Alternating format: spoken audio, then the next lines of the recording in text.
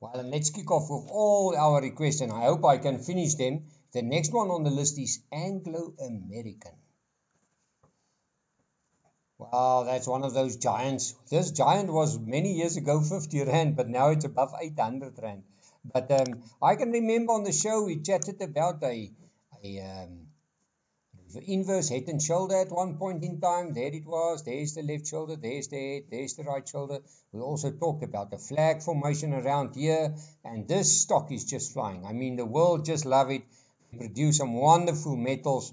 And for me personally, if I look at it, and Chris was asking about it. Chris, let's have a look here, and then you will see something that I'm picking up here.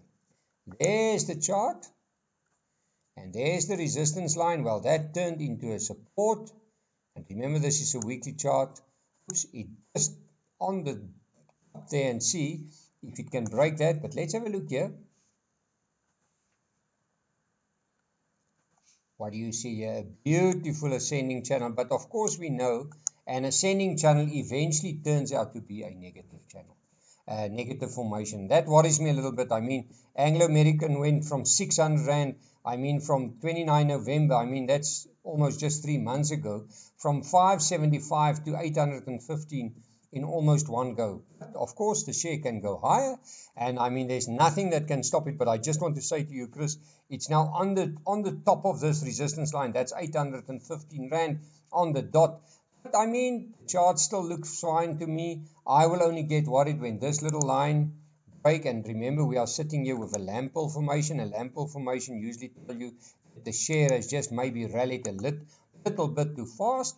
I mean, this is almost a straight line to the upside, but nothing can stop this share to go even higher, because they are doing, remember, they're almost like the mother company of Anglo Plats and Kumba. They've got big shares in that. And the big thing there, while it's above 727.38, Chris, the momentum is to the upside. I cannot see anything wrong with it. I hope it carries on for those that believe that commodity shares will carry on forever. But just keep in mind that commodity shares can maybe at some point in time do the following. And I know we believe that it can never happen, but just have a look there. I just want to zoom back, and remember this is a weekly chart. Let's use it on a monthly chart and see if we can maybe just show you here. This is a monthly chart, just to show you that, yes, it can go up. I just want to take my face there away. It can go up, but then eventually when it runs out of steam and it comes back, it can almost come back in a straight line. But I mean, at the moment, I'm still happy with the chart. Nothing wrong. It can maybe surprise us even higher, but I think it's maybe a little bit late to buy into the stock now. Let's have a look at Shell PLC. Grobby and you were asking me to look at the Euronext index. I mean, that's in Amsterdam, and I mean, you were asking about that, and you want to know if you can still buy it. I mean, look at this rally. There's the low, there's higher low, strong rally from November, from 18 euros to 23. I mean, that's a strong move, but almost the same thing like Anglo American. Nothing wrong. The trend is still to the upside. The momentum is beautiful, and oops, this is another share that is touching that resistance line. There you are. And it moved above it, and now suddenly it moves back into it. And what worries me a little bit, let's just maybe show you here, Grobby, is that there's a technical goodbye kiss. That is not a good sign. So that maybe tells you that somebody is exactly seeing this resistance line and maybe decided sell some shares there. And of course, as we know, I pointed out this week quite a few lower lows, and there you are. We're on the brink of making a new lower low, and that lower low will be 23.40. Unfortunately, not the time to buy. Wait for it to pull back, get back to the support line, maybe 21 euros 22. That's maybe the place to get back in. We as technical analysts know, if this little line, or let's say this ascending channel, break to the downside, let's just have a look here. There you are. If it breaks to the downside, it can take the share all the way down to 16.78. Of course, if everything is just fine and everybody loves the market, nobody believes that the market can ever turn around and that it can maybe collapse. Let's have a look at Polar hour. I mean, this is a stock listed on the NASDAQ. Who asked about that? Rashid. Rashid, well, my friendo, this stock has been hammered. I mean, there's either something fundamentally wrong with it because the market doesn't favor the stock. It doesn't want to pick up. But maybe we're in a period where this stock is going to do a little bit of a consolidation here before it picks up. But I'm going to tell you what I'm seeing here, and that is a tiny little spot here that I'm marking here, and there you are. I mean, can you see there? I just want to zoom it out a little bit. You will probably see it immediately. Should just have a look here. There you are. There's the low. It went up. There's another higher low, and the higher high will be seen at $3.13. I mean, that's cheap because this stock came from 24, but we've seen in this market that cheap can sometimes get cheaper, and shares that you believe that is expensive can go even higher. So if you want to buy it, Rashid, buy it above that $3.13 and maybe make use of a stop loss of 248. And I mean, if I look at this counter, let's just have a look here. There's my targets to the top: 3.64, 4.17, 4.77, and even as high as 6.50. So, Rashid, hold on. But I mean, look at your stop loss. It can maybe just surprise you when the commodity counters and the world turns around. They can maybe see some selling here. Sappi is next on our list. I mean, this is a weekly chart again, and who asked about it? Nelson. Nelson, same thing here.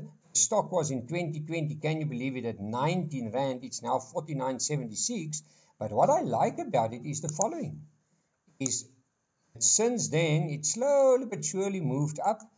I like this kind of action because I always say to myself, if a stock can do that, it slowly but surely find some support, and that is positive. But what I also see here is the following, and that is unfortunately a rising wedge.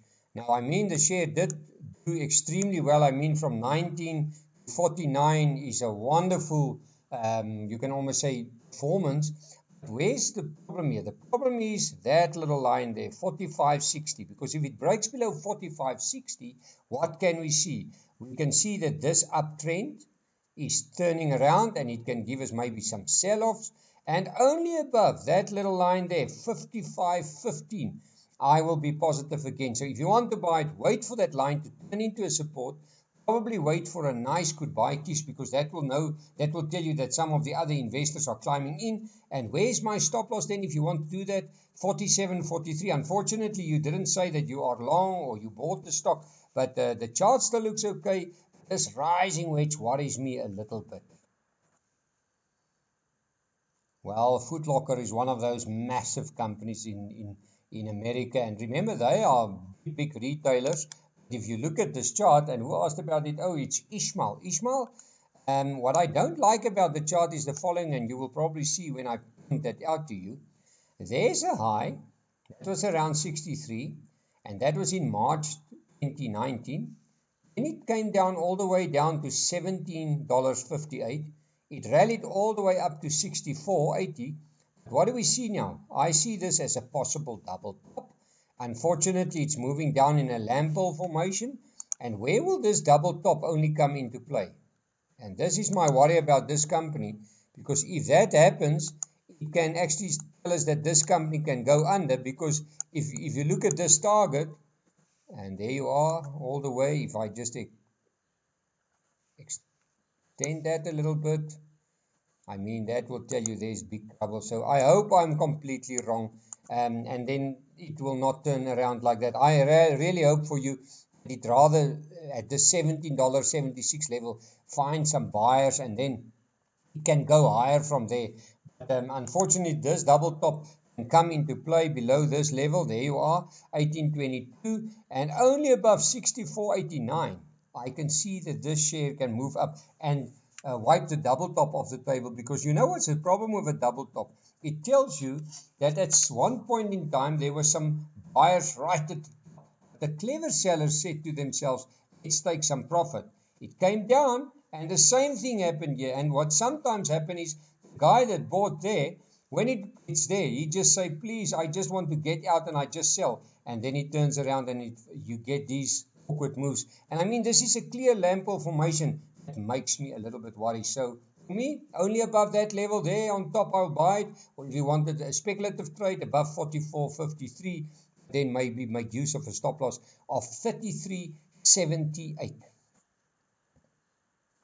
Well, let's look at Nike. That is a question or answer from Susan. Well, the request here, Susan, almost the same thing here as Foot Locker. There's almost a double top there. It went a little bit higher, but what I don't like about it, it took out this low, and there you are. If we do see that as a double top, we're on the way that this double top can play out. There's the formation. So, Susan, unfortunately for me, that will be not a buy. And I'll tell you why, because I think the trend has also changed here. It can maybe go down to this level there. There you are, 128.09. What worries me a little bit is this. Just want to draw in that little line there. And there you can see what happened there. It actually had a beautiful rally all the way to the top. It broke that line at 159.91. What do we see? All the way lower highs, lower lows, and we're on the brink of taking out this low, 127.40. So for me in my book, if I've got some shares, I will wait for any rally to make some shares to sell. And on the other hand, I will only get positive above 147.77. So watch out for the markets. Thank you for watching the show. Always a pleasure. And remember, this is your evening and we serve you. So send in your requests. But if you don't want to send in a request and ask for an opinion during the week, just drop us an email to frans@fransklerk.com and we'll give you a quote and then we can send it through. Thank you so much and all the best.